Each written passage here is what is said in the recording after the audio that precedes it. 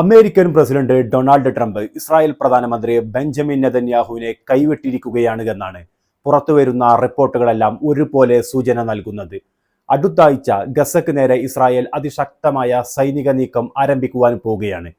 ഗസയെ പൂർണ്ണമായും പിടിച്ചടക്കുക എന്നതാണ് ഇസ്രായേൽ പ്രധാനമന്ത്രി ബെഞ്ചമിൻ നെതന്യാഹു ലക്ഷ്യം വെക്കുന്നത്. പക്ഷേ ഇതിനെ എതിർത്തുകൊണ്ട് അമേരിക്കൻ പ്രസിഡന്റ് ഡൊണാൾഡ് ട്രംപ് രംഗത്ത് വന്നിരിക്കുകയാണ്. ഇതിനു പുറമെ യമനിലെ ഹുത്തികൾക്ക് നേരെ അമേരിക്ക നടത്തിയിരുന്ന ആക്രമണങ്ങളും ഇപ്പോൾ നിർത്തിവെച്ചിരിക്കുകയാണ്. ഒമാന്റെ മധ്യസ്ഥതയിലാണ് യമനിലെ ഹുത്തികളും അമേരിക്കയും തമ്മിൽ മാസങ്ങളായി തുടർന്നുകൊണ്ടിരുന്ന സംഘർഷം അവസാനിപ്പിച്ചത്. ഇതിന്റെ ഭാഗമായി ഹൂത്തികൾ ഇനി അമേരിക്കയുടെ കപ്പലുകൾക്ക് നേരെ ആക്രമണം നടത്തില്ല, പകരം ഇസ്രായേലിന്റെ കപ്പലുകൾക്ക് നേരെ ആക്രമണം നടത്തും. ഇസ്രായേലിന്റെ കപ്പലുകൾക്ക് നേരെ ആക്രമണം അവസാനിപ്പിക്കണമെന്ന ആവശ്യം ഹൂത്തികൾ തള്ളിക്കളഞ്ഞിരിക്കുകയാണ്. അമേരിക്കയുടെ ഈ നീക്കങ്ങൾക്ക് മറുപടിയുമായി ഇസ്രായേൽ പ്രധാനമന്ത്രി ബെഞ്ചമിൻ നെതന്യാഹു മറുപടി നൽകിയിരിക്കുകയാണ്. ആരോടും മുൻകൂട്ടി അനുവാദം ചോദിച്ചുകൊണ്ടല്ല ഇസ്രായേൽ ഗസയിലും അതുപോലെ യമനിലുള്ള ഹൂത്തി കേന്ദ്രങ്ങളിലും ആക്രമണം നടത്തിയത്.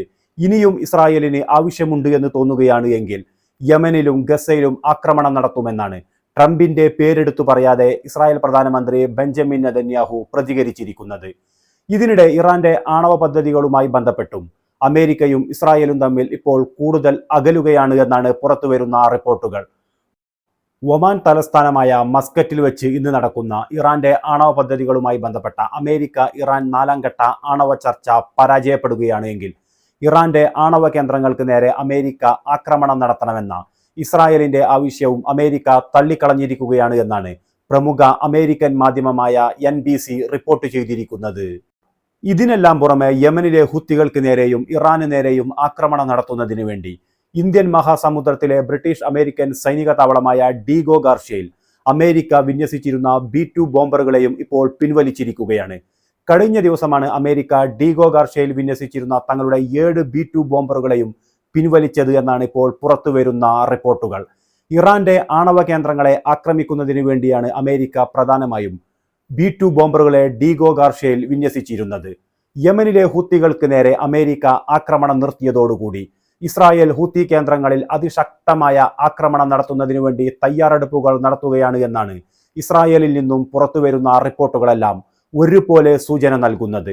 അൽ ഹുദൈദ പോർട്ട്, റാസിസ പോർട്ട്, അൽ സാലിഫ് പോർട്ട് എന്നീ 3 സീ പോർട്ടുകൾ ആക്രമിക്കുന്നതിനു വേണ്ടി ഇസ്രായേൽ തയ്യാറെടുപ്പുകൾ നടത്തിക്കൊണ്ടിരിക്കുകയാണ്. ഈ പോർട്ടുകൾ എത്രയും പെട്ടെന്ന് ഇവിടെയുള്ള ജനങ്ങളെ ഒഴിപ്പിക്കണമെന്നാണ് ഇസ്രായേൽ ഹൂത്തികൾക്ക് മുന്നറിയിപ്പ് നൽകിയിരിക്കുന്നത്. ഏത് സമയവും ഇസ്രായേലിന്റെ ആക്രമണം ഈ 3 പോർട്ടുകൾക്ക് നേരെയുണ്ടാകുമെന്നാണ് ഇസ്രായേൽ കഴിഞ്ഞ ദിവസം ഹൂത്തികൾക്ക് മുന്നറിയിപ്പ് നൽകിയിരിക്കുന്നത്. കഴിഞ്ഞ ആഴ്ച ഇസ്രായേലിന്റെ ഫൈറ്റർ ജെറ്റുകൾ ഹൂത്തികളുടെ സെന ഇന്റർനാഷണൽ എയർപോർട്ടിൽ അതിശക്തമായ ആക്രമണമാണ് നടത്തിയത്. ഇസ്രായേലിന്റെ ആക്രമണത്തിൽ സെന ഇന്റർനാഷണൽ എയർപോർട്ട് പൂർണ്ണമായും തകർന്നിരിക്കുകയാണ്. ഇപ്പോൾ ഹൂത്തികൾ സന ഇന്റർനാഷണൽ എയർപോർട്ടിലെ കേടുപാടുകൾ തീർത്തുകൊണ്ടിരിക്കുകയാണ്. വീണ്ടും ഇസ്രായേലിന്റെ ആക്രമണം എയർപോർട്ടിന് നേർക്കുണ്ടാകുമെന്നാണ് പ്രതീക്ഷിക്കുന്നത്.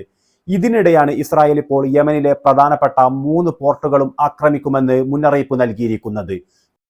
ഏത് നിമിഷവും യമനിലെ 3 പോർട്ടുകൾക്ക് നേരെ ഇസ്രായേൽ സൈന്യത്തിന്റെ അതിരൂക്ഷമായ ആക്രമണം ഉണ്ടാകുമെന്നാണ് പ്രതീക്ഷിക്കുന്നത്. യമനിലെ ഹൂത്തികളുടെ കൈവശം ഇസ്രായേലിന്റെ ഫൈറ്റർ ജെറ്റുകളെ തകർക്കുന്നതിനാവശ്യമായ വ്യോമ പ്രതിരോധ സംവിധാനങ്ങളില്ല എന്നതാണ് ഏറ്റവും പ്രധാനപ്പെട്ട പ്രശ്നം.